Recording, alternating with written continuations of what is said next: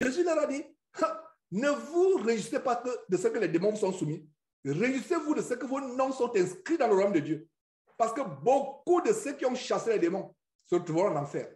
Beaucoup de ceux qui ont opéré les miracles se retrouveront en enfer. D'ailleurs, de plus en plus, il y a de plus en plus de faux pasteurs qui opèrent les miracles à travers les esprits des sirènes des eaux, à travers les démons. Donc, comprenons ceci, mes frères et sœurs. Nous tous, nous pouvons opérer des miracles.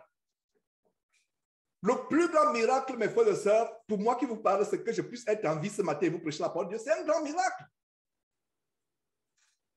Vous vous levez du matin, vous vous levez du lit le matin, vous rendez grâce à Dieu.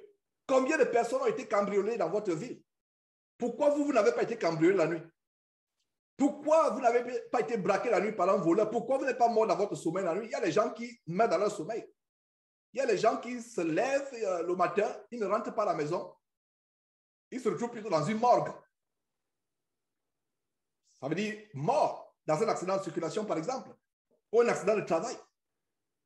Rien que le souffle de vie, regardez, commençons à rendre grâce à Dieu dans les choses élémentaires.